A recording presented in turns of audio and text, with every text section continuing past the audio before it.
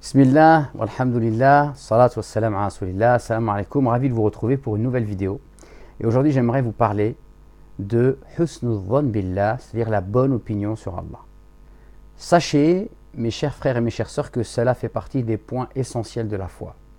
Là on est dans la profondeur, dans l'âme de la foi. D'ailleurs le prophète nous dit que personne d'entre vous ne meurt sans au préalable avoir eu une bonne opinion d'Allah. Donc la bonne opinion d'Allah, ça ne doit pas être un concept comme ça qu'on pense pouvoir acquérir par des études académiques, mais on est en plein dans le pragmatisme de la foi et également dans la réalité de ce que c'est que la foi. C'est-à-dire que c'est quelque chose qu'on doit réellement vivre au quotidien, et notamment c'est quand on est éprouvé, c'est quand on est vraiment éprouvé que, on va voir est-ce qu'on a une bonne opinion ou non d'Allah subhanahu wa ta'ala. D'ailleurs le Coran nous parle de cela souvent lorsqu'il y a des épreuves. Par exemple, lorsque Allah subhanahu wa ta'ala dit « Dhannina billahi dhanna saw », il fait référence aux hypocrites qui, lorsque ils commencent à avoir des guerres, ils ont pas la croyance que Allah va pouvoir, que Allah va pouvoir réellement sauver les musulmans. Donc ils ont des mauvaises opinions sur Allah.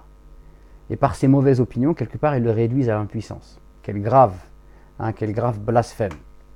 Également, on peut voir que dans un verset, il est rapporté dans Surat Al-A'raf que lorsque Moïse va être envoyé aux enfants d'Israël, il va arriver à un moment où les enfants d'Israël vivent des épreuves terribles. Et quand l'épreuve est à son point culminant, c'est-à-dire que le pharaon les tyrannise et qu'ils tuent leurs enfants mâles, le prophète Moussa arrive et dit aux enfants d'Israël. Il ne leur dit pas ah oui, effectivement c'est très douloureux ce que vous vivez. Il n'a pas un discours qui les pousse encore finalement à se victimiser, mais au contraire, il les invite à avoir une bonne opinion d'Allah. Et qu'est-ce qu'il leur dit? Écoutez bien, il leur dit « Innal arda lillah yuwarithuha man yasha'u min ibadih » Donc la terre appartient à Allah et il en fait hériter qui il veut parmi ses serviteurs. Alors il est essentiel d'avoir une bonne opinion d'Allah. Et d'ailleurs dans un hadith Qudusi, Allah subhanahu wa ta'ala nous dit Ana inda dhanni abdi bi, je serai conforme à l'opinion que mon serviteur se fait de moi. C'est-à-dire que lorsque tu es dans une épreuve, si tu ne penses pas que Allah subhanahu wa ta'ala a la capacité de te sauver, alors il ne te sauvera pas. Il y a un hadith authentique rapporté par l'imam al-Tabarani bi sanadin sahih, dans lequel on rapporte que deux personnes à qui Allah subhanahu wa ta'ala avait donné beaucoup de biens, beaucoup de richesses, vont être présentées à lui le jour du jugement dernier. Allah va demander à la première personne: qu'as-tu fait de tous les biens que je t'ai donnés? Et la personne va lui dire: j'ai tout laissé à mes enfants car j'avais peur pour eux de la pauvreté. Et Allah va lui dire: ce que tu as craint pour eux, c'est encore pire que ce qui leur est arrivé maintenant. Et Allah va dire à la deuxième personne: et toi, qu'as-tu fait de tous les biens que je t'ai accordés? Et la personne va dire: j'ai tout dépensé dans ta voie, fi sabilik, c'est-à-dire dans ta voie pour ce qui te fait plaisir. Car j'avais confiance en toi et je savais que tu pourviendrais aux besoins de ma famille. Et Allah va lui dire: sache que ce que tu attendais de moi pour ta famille, j'ai fait encore plus. Vous voyez bien, donc on voit bien ici dans ce hadith-là, les deux types de personnes, celui qui a confiance en Allah et celui qui a une bonne opinion de lui et celui qui n'a pas une bonne opinion d'Allah. Donc c'est vital pour le croyant d'avoir une bonne opinion d'Allah subhanahu wa ta'ala. Il y a une histoire merveilleuse qu'on raconte. On raconte qu'un homme pieux qui était connu à son époque, il était un jour avec sa fille, une de ses filles qui était très pieuse. Et sa fille a remarqué qu'il était triste. Elle lui dit: papa, pourquoi tu es triste? Et l'homme va lui répondre, cet homme pieux: oui, ma fille, je ressens un peu de tristesse car c'est la période du pèlerinage. Et en fait, je n'ai pas suffisamment d'argent pour faire le pèlerinage. Et la fille va lui répondre: mais place ta confiance en Allah et pars. Et Allah subviendra à tes besoins. Et l'homme va lui répondre: oui, mais le problème c'est que même vous, ma famille, je n'ai pas de quoi vous laisser. Je n'ai pas de provision à vous laisser pour que je puisse moi aller faire le pèlerinage. Et la fille va lui dire: veux-tu que j'aille parler à maman pour la convaincre de te laisser partir? Et l'homme lui dit: pourquoi pas? Et donc la fille va aller voir sa mère. Elle va lui dire: laisse papa partir faire le pèlerinage. Allah subhanahu wa ta'ala subviendra à nos besoins car il est le pourvoyeur. Papa également, lui aussi, n'est pas quelqu'un qui donne la subsistance, mais il est quelqu'un qui reçoit la subsistance au même titre que nous. Et donc elle va tenir un discours comme ça de piété, elle va réussir à convaincre sa mère, et donc l'homme va partir. L'homme, quand il va partir au pèlerinage, il va laisser des provisions pour sa famille, mais que pour 3 jours. Et donc, au bout du 4e jour, donc il n'y a plus de provisions, et la mère et les frères et sœurs commencent à être un petit peu en colère parce que, en fait, ils n'ont plus de provisions, et donc ils disent à la fille, tu nous as convaincus de laisser partir notre père, et regarde maintenant dans quelle situation on a faim, on n'a rien à manger. Et la petite fille rigole. Elle est souriante, elle rigole. Il dit, mais qu'est-ce qui t'arrive? Non, on souffre et puis toi tu rigoles. Avant même que la petite fille ait eu l'occasion de s'expliquer, on frappe à la porte. Quand on frappe à cette porte, donc on va ouvrir. Qui frappe à la porte? Eh bien, c'est une personne qui dit que le calife des musulmans est à côté et qu'il a soif et qu'il aimerait boire de l'eau. Donc, on rapporte de l'eau au calife et c'est cette fille pieuse qui va apporter de l'eau au calife.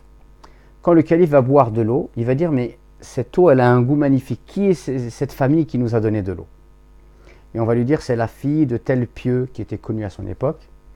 Et le calife va dire, eh bien, amenez-le-moi que je puisse le récompenser. Et on va lui dire, il n'est pas là, il est parti au pèlerinage. Et là, le roi, le calife plutôt, qu'est-ce qu'il va faire? À l'époque, les gens avaient des ceintures, en or, etc., enfin, ou des ceintures avec pas mal de choses précieuses. Et donc, qu'est-ce qu'il va faire? Il va enlever cette ceinture et il va la donner à la famille. Et il va dire à tous les gens qui sont autour de lui, ses ministres, ses proches, ceux qui m'aiment, qu'ils fassent comme moi. Et donc, ils vont se retrouver avec une quantité extrêmement importante de ceintures, au point qu'ils vont les récupérer et qu'ils vont les vendre, d'accord, et ça va leur apporter une somme d'argent astronomique qui va leur permettre de vivre jusqu'à la fin de leur jour. Et là, à ce moment-là précis, eh bien, que se passe-t-il? Il se passe que la petite fille donc s'isole. La famille, la mère et les frères et sœurs rigolent et sont souriants. Et ils cherchent leur sœur. Et quand ils vont voir leur sœur, ils vont voir qu'elle est en train de pleurer. Et ils vont lui dire, mais la mère va lui dire, je ne comprends pas ta situation.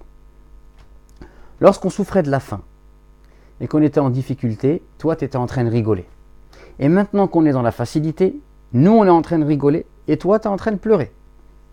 Et la fille va lui dire, ma mère, tout à l'heure, quand vous étiez en train de pleurer, moi je rigolais parce que je savais qu'Allah subhanahu wa ta'ala allait subvenir à nos besoins.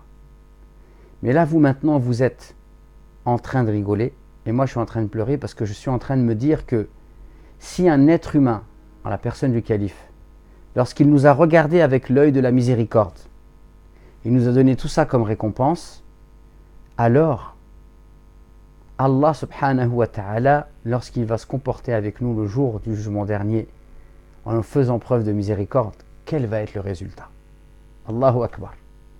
Et à ce moment-là, la mère également va se mettre à pleurer. Donc, la bonne opinion sur Allah, ça fait partie des trésors de la foi, des secrets de la foi, et ça fait partie des choses qui sont incontournables pour le croyant. Pour terminer cette vidéo, j'aimerais vous donner 2 clés importantes pour pouvoir avoir une bonne opinion d'Allah. La première, quand vous êtes dans une situation difficile et une épreuve, n'oubliez jamais que Allah subhanahu wa ta'ala ala kulli shay'in qadir. Allah est capable de toutes choses. Donc quand vous êtes éprouvé et que c'est une épreuve qui vous bouscule, rappelez-vous que Allah est capable de toutes choses. Et répétez cette phrase magnifique, la hawla wa la quwwata illa billah, il n'y a de force ni de mouvement que par la volonté d'Allah. Et la deuxième chose, c'est que lorsque vous êtes éprouvé, pour garder une bonne opinion d'Allah, rappelez-vous toujours qu'il n'y a rien qui se passe dans cet univers sans que cela soit l'œuvre de la miséricorde d'Allah ou de la justice d'Allah.